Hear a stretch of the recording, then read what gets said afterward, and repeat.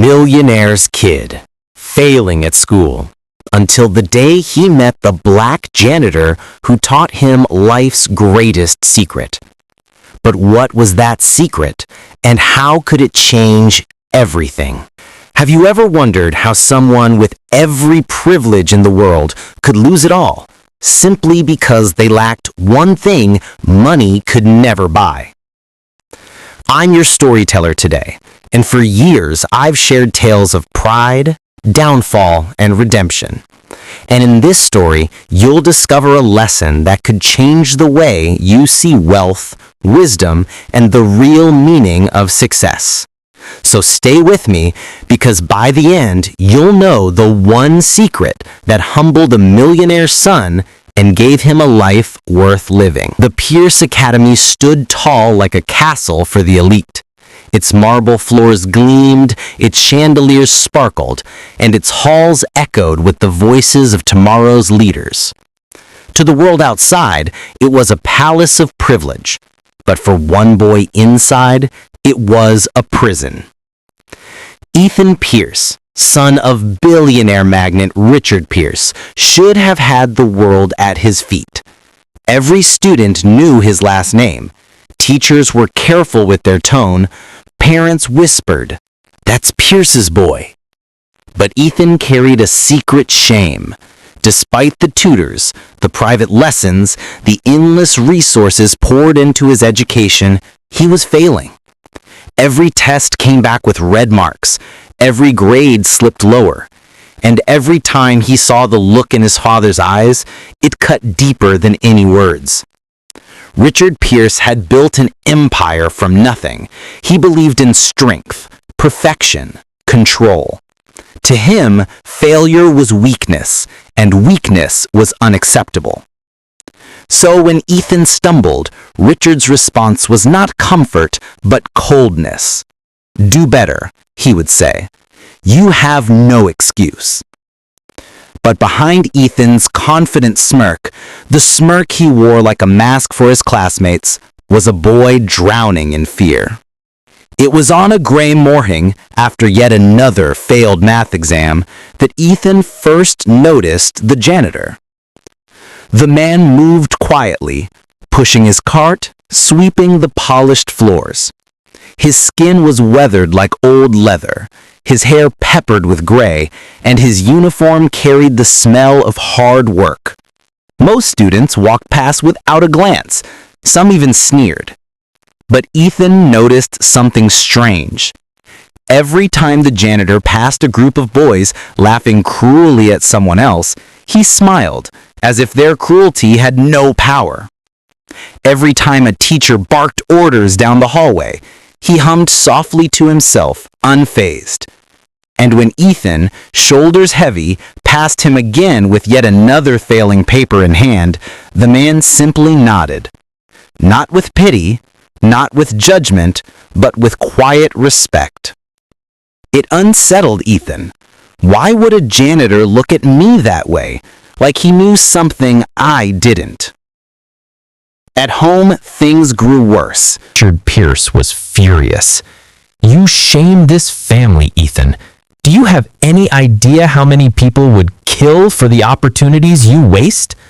Ethan tried to argue, tried to explain the pressure, the suffocating expectations, but his words bounced off his father's pride like stones against steel.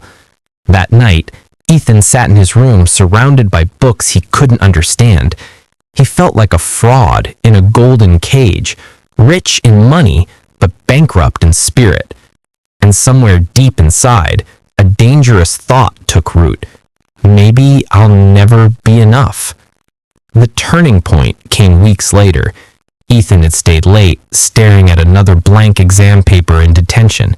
As he left, shoulders hunched, he passed the janitor again, mopping the quiet halls. "Rough day?" he asked, his voice warm, steady. Ethan froze. No one ever asked him that. Not really. Teachers judged. His father demanded. Classmates mocked. But this man, a janitor, sounded like he actually wanted to know. Ethan scoffed. masking his pain with arrogance. "What would you know about it?" The janitor didn't flinch. He leaned on his mop, eyes calm. "More than you think, son. More than you think." Something in his tone made Ethan stop. For the first time, he felt the weight of another man's experience pressing against his own. "Tell me," Ethan whispered before he could stop himself, "why do you smile when everyone else just tears you down?" The janitor chuckled softly. "Because I learned a secret your money can't buy." And with that, he went back to mopping, leaving Ethan stunned, desperate for more. That night, Ethan couldn't sleep. His mind replayed the words over and over. A secret money can't buy. What did that mean?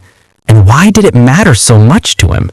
For the first time in his privileged but empty life, Ethan felt a flicker of curiosity that had nothing to do with exams, grades, or pleasing his father. It was curiosity about truth, about life, about wisdom, the kind of curiosity that could change everything. And he knew he had to find out what the janitor meant. The next day, Ethan scanned the halls for the janitor. He had never cared to notice him before, but now it felt urgent. Finally, near the old stairwell, he found him, bent over, fixing a squeaky railing, humming a tune only he seemed to know. Ethan cleared his throat. "Yesterday, you said you knew a secret." The janitor looked up, his eyes calm but sharp. "I did." "Well, what is it?" The man chuckled, returning to his work. "Secrets aren't told, boy. They're lived. You want to know? Then watch, listen, and ask yourself why." Ethan frowned. He was used to straight answers, to tutors spoon-feeding solutions, but something about the man's confidence told him this wasn't a game. "Fine," Ethan muttered. "I'll watch." The janitor only nodded. "Name's Mr. Brooks. You can start by calling me that." Over the next days, Ethan lingered near Mr. Brooks after classes. He watched how the man worked, slow, steady, never rushing. He noticed how the man greeted the cafeteria workers by name, how he carried heavy loads without complaint, how he always seemed at peace. One afternoon, Ethan blurted out, "Why don't you ever get mad? People walk past you like you're invisible. They laugh, they spill trash, they treat you like you don't matter. Doesn't that bother you?" Mr. Brooks leaned on his broom. "And why should their blindness make me blind too? Son, the way others treat me says more about them than it does about me." Ethan blinked. The words cut deep, because he realized he himself had done the same thing. He had judged Mr. Brooks without knowing him. He had sneered at others, mocked classmates, treated people like props in his own miserable story. Humility stung, and for the first time, Ethan felt ashamed not of failing grades, but of the person he had become. At home, the divide grew wider. Richard Pierce noticed his son's slipping performance and tightened the leash. "You spend too much time daydreaming," Richard snapped at dinner.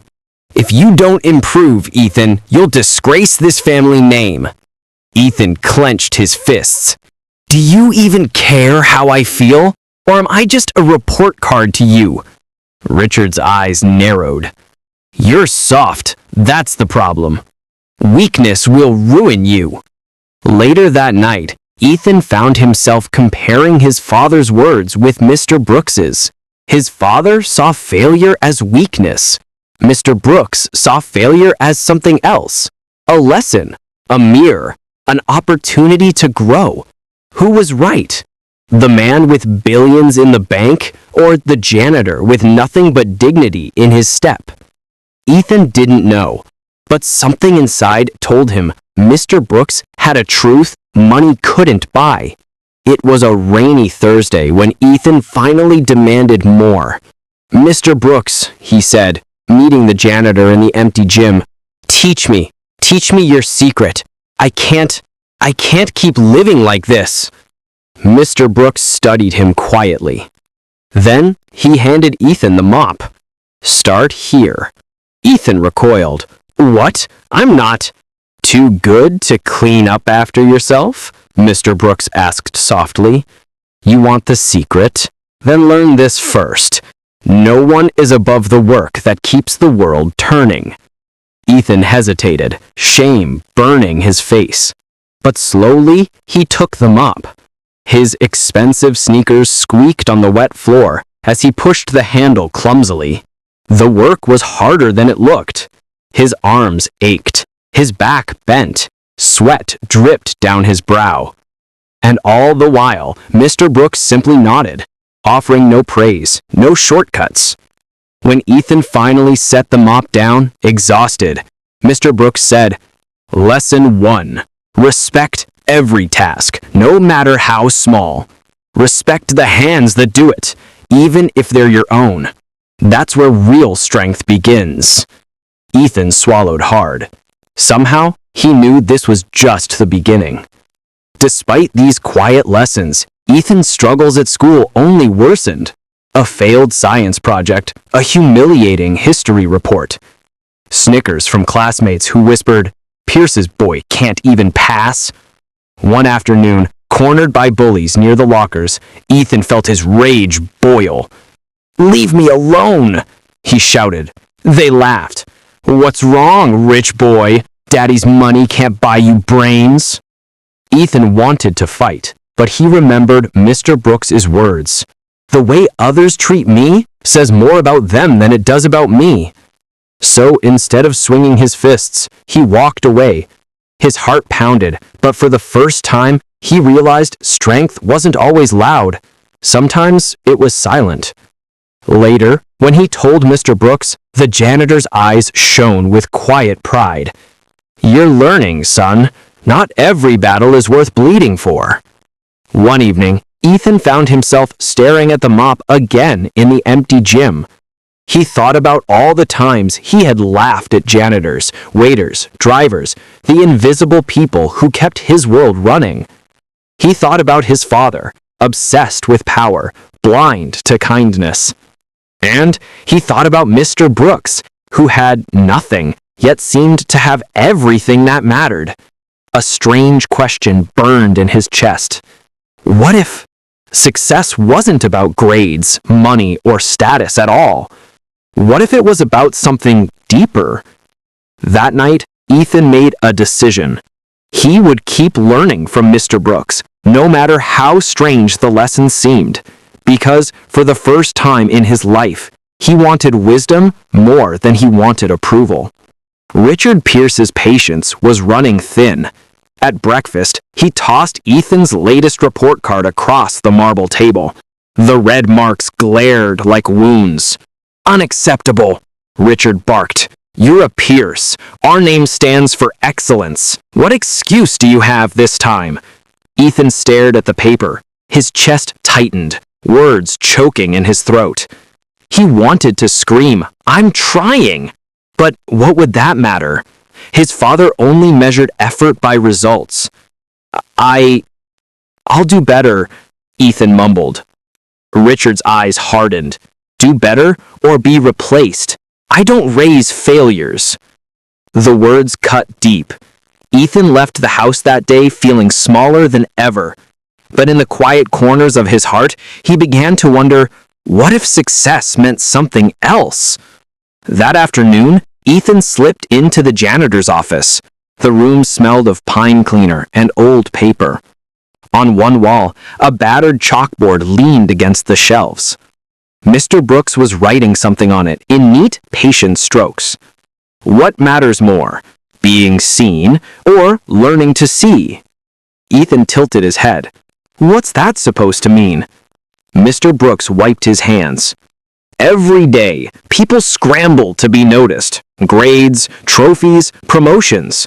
But tell me, Ethan, what do you learn when you stop asking others to see you and instead learn to see them? I don't know. Good, Mr. Brooks smiled. That means you're ready to find out. From then on, each day when Ethan came by, a new question waited on the board. What weighs more, silence or words? Is winning lifting yourself or lifting someone else? What's the difference between knowing answers and asking better questions? They weren't like homework problems. There were no neat solutions, no multiple choice bubbles to fill in. But slowly, Ethan began to realize they were shaping the way he saw the world. Weeks passed. Ethan's classmates noticed his struggles. One afternoon, a boy named Josh approached him in the locker room. "Hey, Pierce," he smirked. "I've got the answers to next week's history exam. Want in?" Ethan's stomach twisted. The old Ethan might have grabbed at the offer. His father would never know. He'd finally get the grades Richard demanded. But then he remembered the mop in his hands, the sweat on his brow, the lessons Mr. Brooks had drilled into him. Respect every task. Respect yourself. He shook his head. "No thanks." Josh sneered. "Suit yourself. Don't come crying when you fail." That night, Ethan lay awake. He wasn't proud of failing, but for the first time, he felt proud of choosing differently. But life wasn't about to go easy on him. During a big group project, Ethan was chosen as team leader. His heart leapt. Maybe this was his chance to prove himself. But the team fell apart quickly. Disagreements erupted. Half the group ignored his directions. The final presentation was a disaster. As the teacher handed back the lowest grade in the class, Ethan felt the old shame crush down again. At lunch, he slammed his tray down across from Mr. Brooks, who was quietly eating a sandwich in the corner of the cafeteria.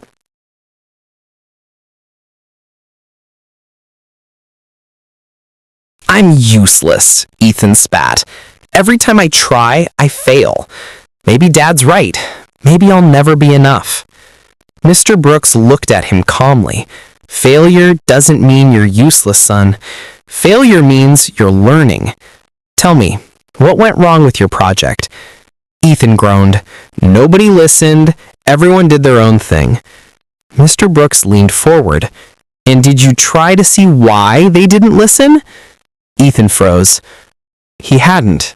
He had been so desperate to be seen as the leader that he forgot to actually see the people he was leading. The realization stung, but it also planted a seed. The next day, Mr. Brooks handed Ethan the mop again. Ethan sighed. "Again?" "Again," Mr. Brooks said firmly.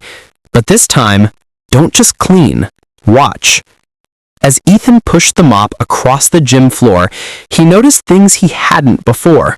The scuff marks where basketball players always pivoted, the mud trails near the back door, the small candy wrappers tucked under the bleachers.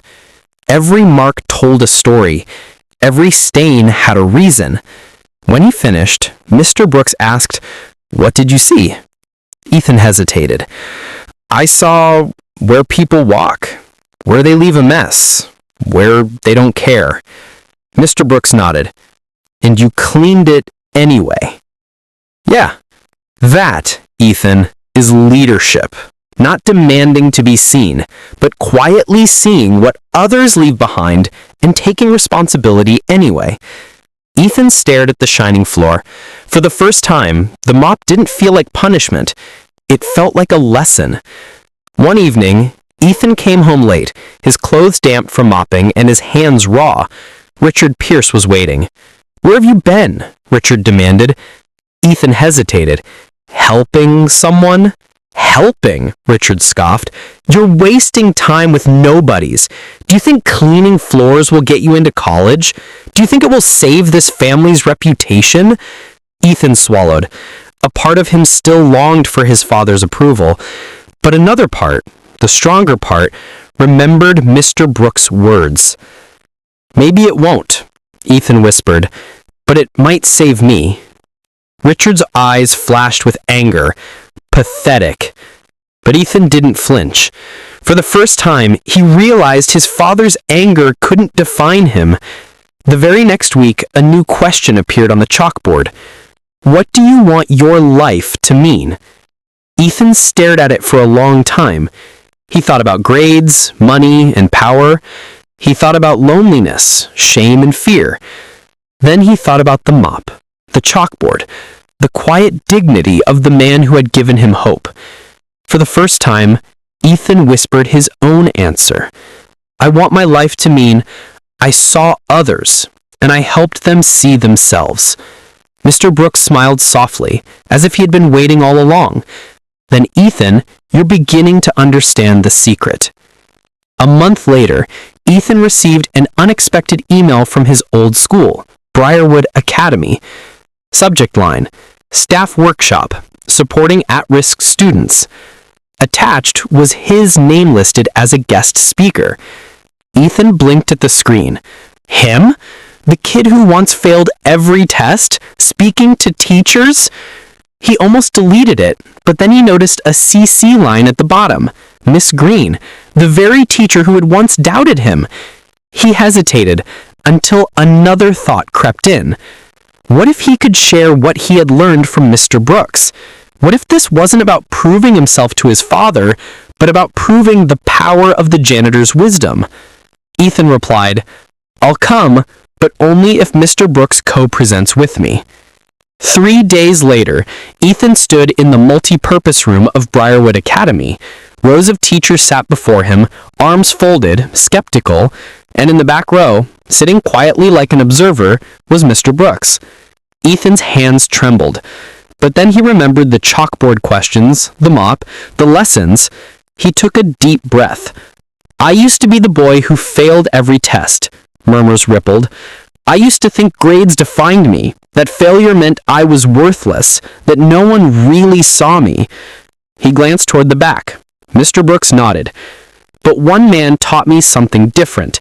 He taught me that the greatest gift isn't being seen, it's learning to see others, to see their struggles, to see their potential, to ask them the right questions, even when the answers hurt. A teacher raised her hand. What's the one thing a struggling student needs most? Ethan didn't hesitate. Someone willing to ask questions that make him ashamed but honest. Heads turned toward the back row, toward the janitor with the mop. For the first time, teachers applauded not just the student, but the man who had been invisible all along. Word spread. Teachers began asking Mr. Brooks for copies of his lesson plans. Ethan watched in awe as the janitor's wisdom moved quietly through the school, like sunlight through cracks in the walls. That evening, something even more shocking happened. Josh Miller, the class clown who once mocked Ethan, showed up at the small community reading circle Mr. Brooks had started. With him was his little sister, shy and nervous. She hates writing, Josh muttered, but I thought maybe. Mr. Brooks welcomed her in with a warm smile. That night, the girl scribbled her first 3 lines without erasing. On their way out, Josh whispered to Maya, voice cracking, Thanks, Miss Wallace? Ethan realized sometimes the biggest transformations weren't loud. They were small sparks, spreading like fire. But just as things were looking up, disaster struck. The fire department announced a surprise inspection of the Reading Institute. A sprinkler head was missing, exit signs incomplete. If they failed, the institute would be shut down before it ever fully began. Money, the Achilles heel, was running out. That night, Ethan refreshed the fundraising page over and over. 23%, 41%, 60%. Not enough. Not in time. Then, at 9 p.m., a $10,000 donation appeared. Attached was a single note. A father learning to listen. Ethan stared at the screen, his throat tightening. He didn't ask questions. He didn't call. He just typed one line. We're fully funded. See you tomorrow to install the last head. The next morning, workers scrambled to finish. The inspector walked the halls, clipboard in hand, testing alarms, checking every corner. Finally, he nodded. Passed. The certificate slid into its frame like a badge of honor. Maya sat down in a folding chair, covering her face with her hands, laughing and crying at once. Ethan leaned against the wall, tears stinging his eyes. The air smelled of paint. Metal, and something else. Light, like rain after a storm. They had done it. Together. Later that day, Richard Pierce stood outside the Institute. He didn't step inside. Ethan joined him on the sidewalk. Anonymity, Richard muttered, was the hardest thing I've ever done. Ethan smiled faintly. Thank you for leaving the door under Maya's name. Richard's eyes softened. If you need more, call me. No logo, no credit. Just a plan. It wasn't a hug. It wasn't an apology. But the distance between them closed. Just a little. For Ethan, that was enough. 2 years later, the Maya Institute was shortlisted for a national award in community education. Ethan, now a college senior, stood on stage under the bright lights of the National Civic Learning Forum. His palms sweated, but then he remembered Mr. Brooks' steady voice. He began not with numbers, not with statistics, but with an image. Dawn, the scent of floor wax, and a man who asked better questions than any answer I'd ever been given. The audience leaned in. Ethan told of the boy who failed every test, saved not by grades, but by questions. He told of the girl who wrote her first 3 lines, of the single mother who finished her first CV in 10 years. Then he said, some people say greatness comes from being seen, but I learned the opposite. Greatness comes from knowing how to see others. And sometimes the one who teaches you the most doesn't wear a suit. He holds a mop. His name is Mr. Brooks. He didn't just raise my grades. He brought my soul back. Applause thundered through the hall. After the ceremony, reporters swarmed. Ethan answered their questions, always pointing back to the students, to Mr. Brooks, to the lessons that had begun on a dirty school floor. Late that night, under the yellow glow of a street lamp, Richard appeared once more. I'm proud of you, he began, but then he stopped, shook his head. No, thank you for letting me see. Ethan smiled faintly. I just asked the questions. The rest, you did. Richard turned to Mr. Brooks. His voice cracked. Thank you for not giving up on him or on me. Maya nodded softly. We're all students here. Weeks later, Ethan taped a note to the wall of the Institute. His handwriting was neat, deliberate. Winning is not standing over others. Winning is lifting them up. Beneath it, Mr. Brooks added in marker, and winning is clearing away the illusions that block your view. Then, almost as a joke, he drew a tiny mop. That night, as they switched off the lights, the floor gleamed like a still lake, reflecting the glow above. Tomorrow, at 6 a.m., new Hints would arrive. New stories. New first lines. Ethan smiled, whispering to himself, this is the secret. Not being seen, but learning to see.